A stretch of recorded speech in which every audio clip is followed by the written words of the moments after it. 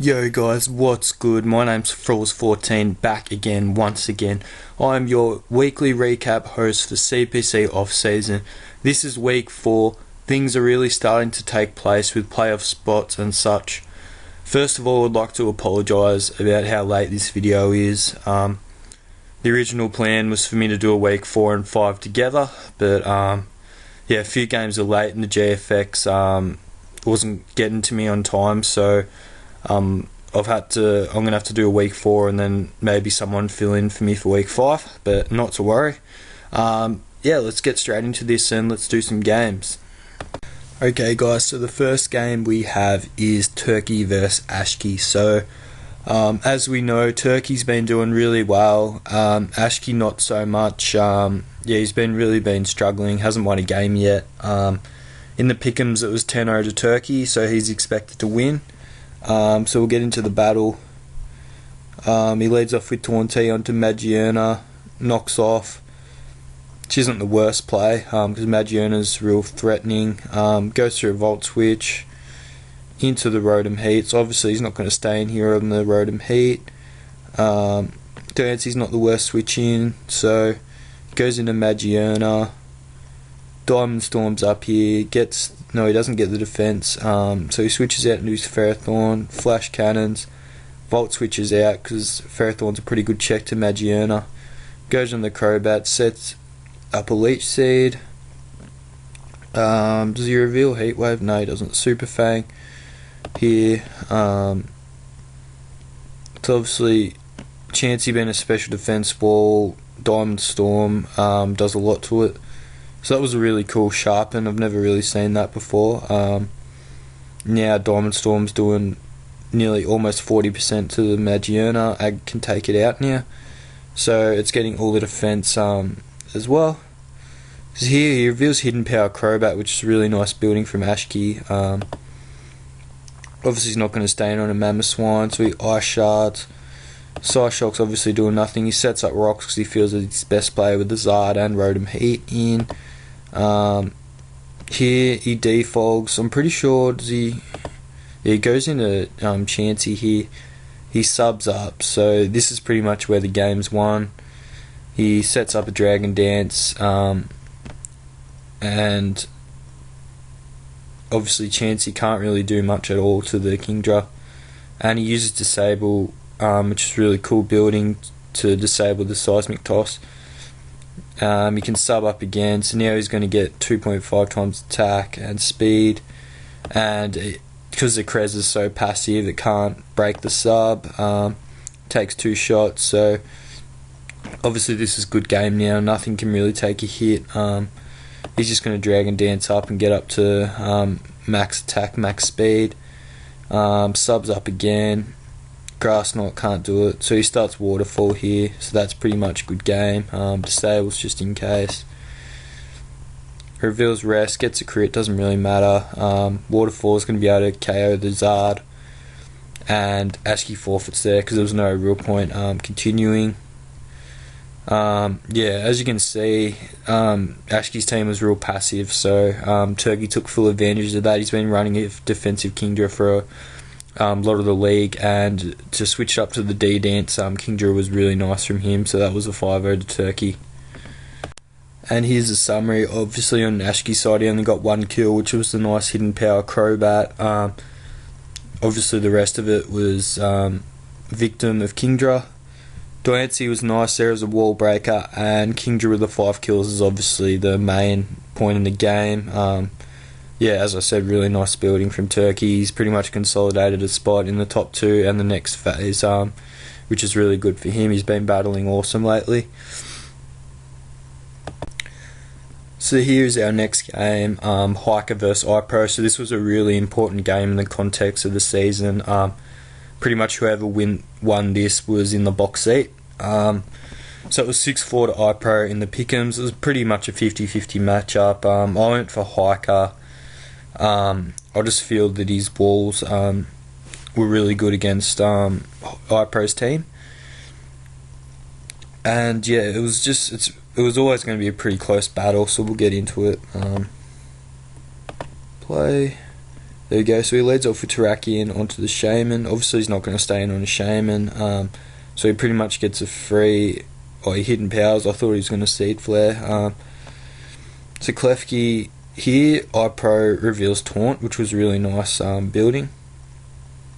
Here he goes into his Roserade. Flash Cannon obviously does nothing. He tries to sub up on the Klefki.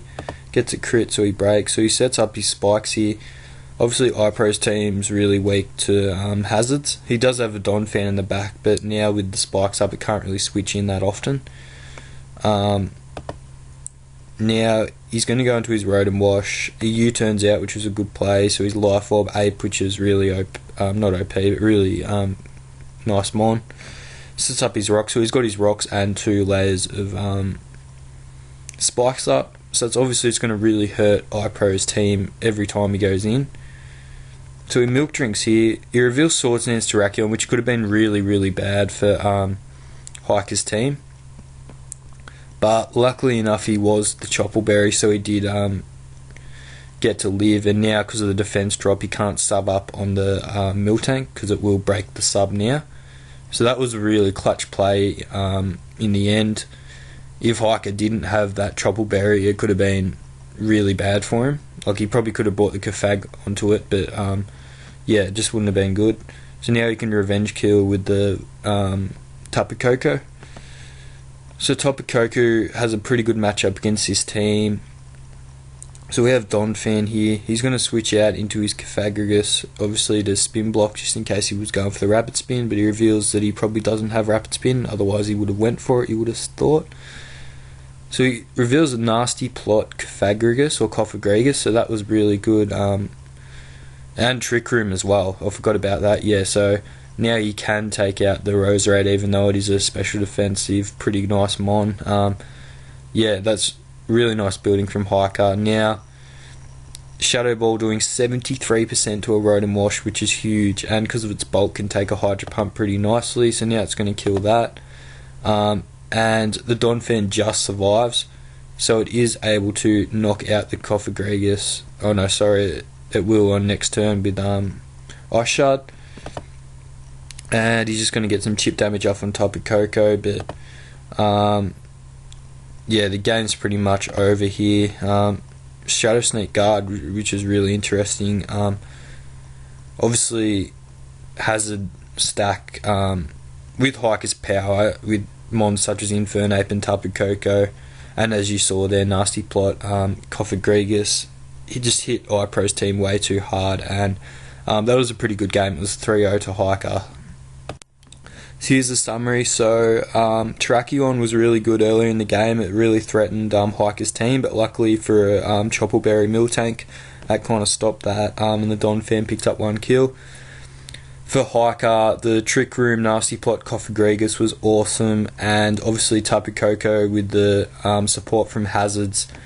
It's hard enough to find a check to Tapu Koko, but with Hazards makes it near impossible. So yeah, Hiker, as the same with Turkey, pretty much books a place in the next phase now, which is really awesome for him. He's been playing well also, so yeah, good game.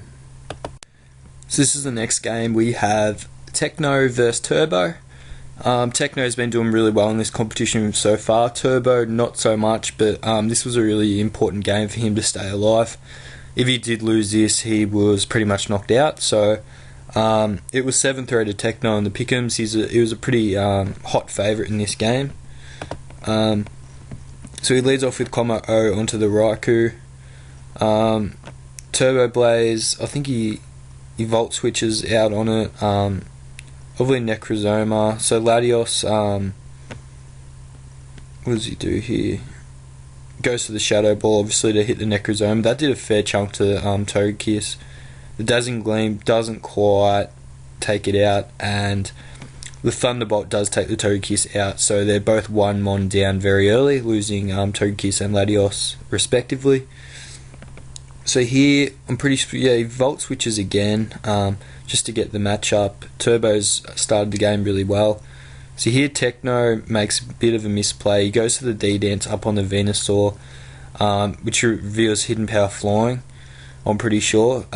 So yeah, it's obviously setting up a Dragon Dance is really threatening, but Venusaur was such a bulky monster, it was never going to 2-hit KO. So he loses Combo O without doing much damage at all to the Mega Venusaur. So here's pretty much where the game is won and lost. Techno is setting up, obviously with the potential to sweep his team. So he might have got a little bit greedy here and went for another one, and Turbo gets the crit. So that was really unfortunate for Techno, because if it makes a nice play of the Psychic Fang, so Bruxish. So now he's just going to Volt Switch out on him because there's no reason not to. Oh, he goes to the Thunderbolt, sorry. Yeah, there was no reason not to either for that. Goes into his Lycan Rock. Misses the Stone Edge, which is really unfortunate. So he does get a Toxic off. Yeah, I probably would have went for a Will-Wisp, but he obviously probably wasn't carrying it. So now Stone Edge, so he's pretty much sacking the Arcanine off. So here, he brings in his Bruxish. He goes for the Aqua Jet, I'm pretty sure. Yes, he does. Not doing enough to the Silverly Ice, which reveals Thunderbolt, which is again good building from Turbo. Now, he Poison Jabs and can take the Silverly out. But here, Excel Rock, obviously the new priority rock move, does a heck of a lot to Beedrill. So pretty much he can't take the Raikou, he can't one-shot it, and it is faster in fact, so that is good game. A massive upset there with Turbo. Couple of little misplays on Techno, but it'd be a bit harsh to say he played poorly because he didn't at all. Turbo just played really, really well, showing us all why he's such a good battler. But yeah, Techno just had a bit of an off game, so he should go into the next stage no matter what. But yeah, that was great to see Turbo play really well. So here's the summary. Mega Venusaur put in a lot of work with its bulk, and obviously stopping the Necrozoma sweep, which was a bit lucky, but worked out. Latios was good at the start. Raikou was also very handy in the matchup, and Silverly Ice did well to take out the Bruxish, I think, with memory. And on Techno's side, Beedrill obviously was handy. Bruxish with the Psychic Fangs kill a Mega Venusaur, but it just wasn't quite enough. The next match is Lejon vs Burb, the Flying Bird. So in this matchup, it was 6-4 to Lejon in the pick'em, so it was pretty close. A couple of people going for Flying Bird.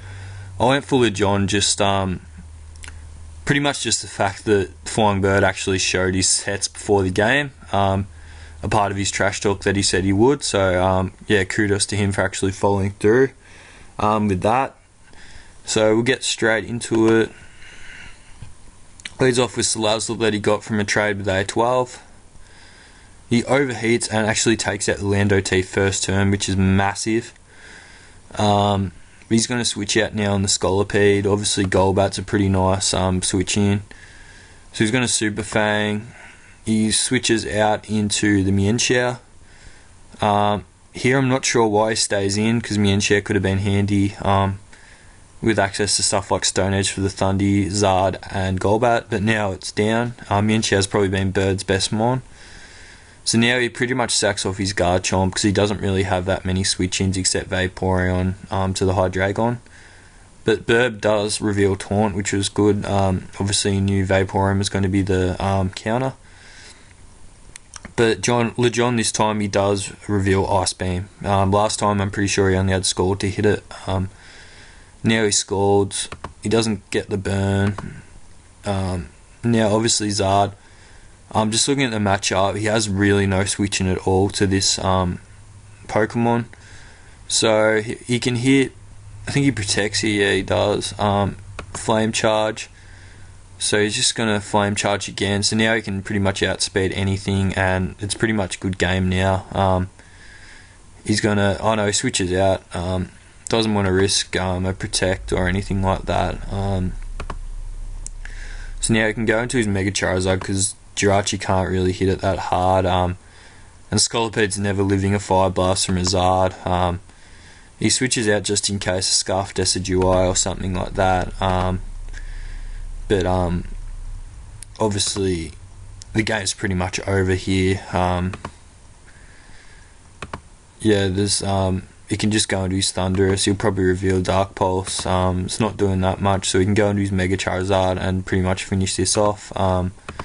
He's going to protect. He misses a Fire Blast, gets the Flame Charge, so he can't get flinched.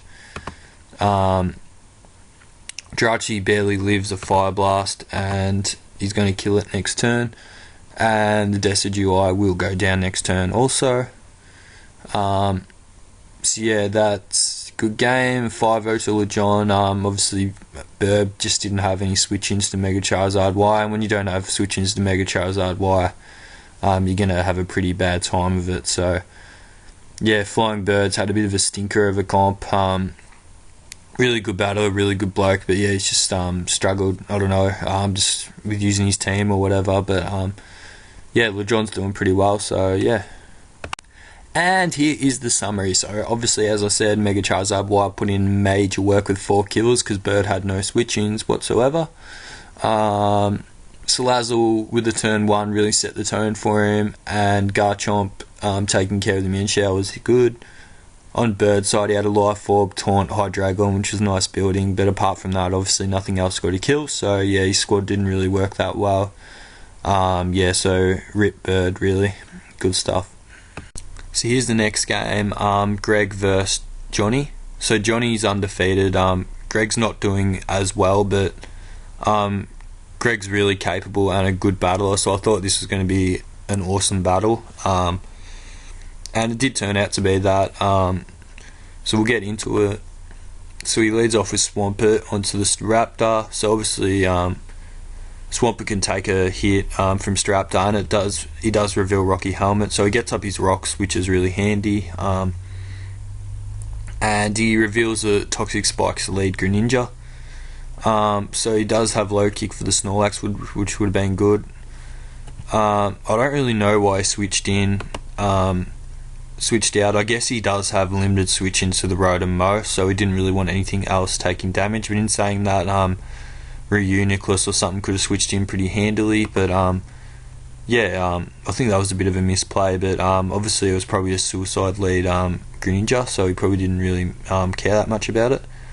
Taunt Tapu Fini is really good, obviously to Skarmory, but Skarmory being such a passive mon. But he does reveal Braver that actually does 50% to the Rotom-Mow, which is cool. I think he goes into the Lopunny here, which isn't really a very good Rotom-Mow switch-in, but it does about 40%. Obviously Mew can take a hit pretty well from Lopunny and KO it back. So Rice Bull's not going to risk that. He reveals Taunt just in case something funny with the Lopunny, or he switch out into something. Obviously, the Snorlax ability is immune to Toxic, so that's really handy. Tapu Fini, he is really cool. He reveals a Z-move for Bloom Doom, so that works. So that was awesome from Rise Pool. So here, oh no, sorry, it must be because the Misty Terrain's up. Stuff can't get poisoned, I guess. I'm not too sure. I'll have to research into that a bit more.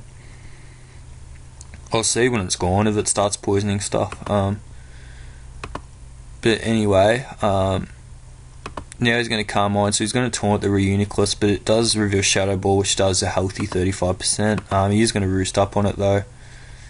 Sorry, I'll go back to that turn.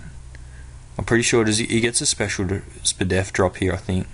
Yeah, they were talking about that after the game, so that obviously was that sucked. And yeah, obviously Snorlax is a pretty good switch into Reuniclus.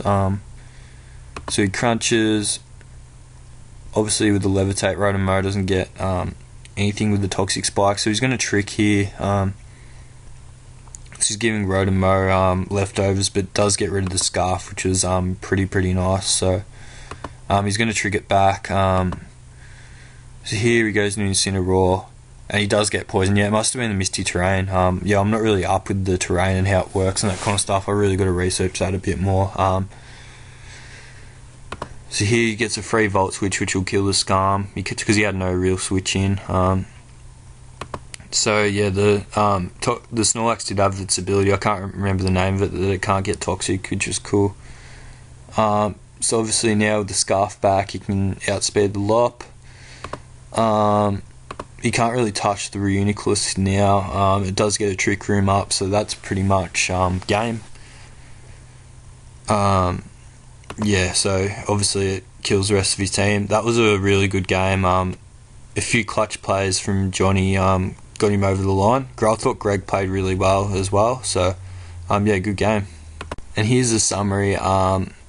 So I was really impressed with how Greg used Rotomo. It got 3 kills. It was really threatening. It put in a lot of work, obviously against Greninja and Skarm and Staraptor and even the others. Reuniclus was the only thing that could really switch in, so that was really handy. For Johnny, obviously Reuniclus late game sweep was the difference with 3 kills. Heracross Z move Bloom Doom was awesome, and Lot picking up the 1 kill was just a bit too much, and Johnny won a real close 2-0 to Greg. And our last game of the week, because we had a few forfeits, is Tone versus Rob. So Rob's pretty much guaranteed a place in the next round if he wins this, and Tone's kind of fighting for that second spot, so he really needed a win too. It was 10-0 to Rob in the pick'em, so he's a pretty strong favourite. He's one of the best battlers in the CPC off-season, so that's understandable why he's getting these pick'em results. And yeah, we'll get into it. If it's going to play, there we go. So he leads off with a pony boy known as Keldeo. Obviously he can't really touch the Miltank, but he does pack Toxic, which would have been for the Miltank and other things like Azumarill, just to wear them down a little bit. So he does reveal Thunder Wave, so he doesn't really want... The most expendable thing is probably a low and Muck to get Thunder Waved. So he does Pursuit, Trap here and Kill, which was awesome building from Rob, expected from such a good player. So here he just pursuits, pretty much just sacking off the Mark, because obviously it's parried. Oh no, he switches out, sorry. Ponyboy takes an Earth Power pretty well. And because he wouldn't be full special attack, obviously he's got investment. It's probably a defensive Keldeo. It's not really... Oh, he does have Protect too, that's cool. Hydro Pump Milotic, it's a bit weird, it's not really the best in this matchup. Here's Gypsy, so Gypsy's been putting in a lot of work for Rob. So Fusion Bolt that's massive on Milotic, because it's defensive monster, it even kills from 86%. Here was a really nice building from Tone with the Wackenberry, because obviously that would have KO'd without it, and it can get rid of the Gypsy, so he learned from the first encounter. Obviously Tentacruel is the Azumarill switching again. So he goes for the Sludge Bomb, but Tone predicts that, but obviously Tentacruel's faster, so he get off a Scald and kill. So here's Nidoking, obviously he's expecting an Earth Power or Earthquake. That does a heck of a lot to Keldeo, and kills it. And Earthquake is able to take the Azumarill out from that range. Nidoking's pretty dangerous to Rob, but yeah, he didn't think it was going to go for an Earth Power or something there, so he goes into the Ice Beam. He doesn't go into the Ice Beam, he uses Ice Beam, so he reveals Acid Spray, which is really nice. Goes to the Sludge Bomb, not really doing much. Now he's obviously going to go for the Earth Power, so he sacks off his Alolan his Alolan Muck, and can kill it with Earthquake. Golurk's putting in a lot of work for Rob this season. So Drain Punch is doing about 50%, so the Licky reveals Curse, but it's a bit too late now, as the Golurk is able... Oh no, it's not. It's about nearly takes it out from that range. He reveals the rest, but it's doing a healthy 35%, 39%, so yeah, he tries another Curse, but I'm pretty sure he takes him out here. Yeah, he does, so that's a good game. So Rob's undefeated. He books himself a spot in Phase 2, which was really awesome for him. He deserves it. Tone didn't play the worst game. He played alright, actually. But yeah, it's gonna make it really hard for him to make the next phase, but he's still in with a shot, so yeah, expect him to really finish the season off strong. So here's the summary. Obviously, Rob's kills are pretty spread. The Fusion Bolt kill on Miletic was massive from the Kirim. Tentacruel did well again. Golurk got 2 kills and was really underrated league mon. And a low and muck pursuit trap on the Latios was an awesome play. For Tone, Nidoking put in a lot of work. It puts a lot of dents into Rob's team, but Rob did handle it pretty well. And Azuma got 1 kill with the smart build for the Kirim. So that's pretty much it for that game. So that's it for week 4 of the weekly recap and CPC off season.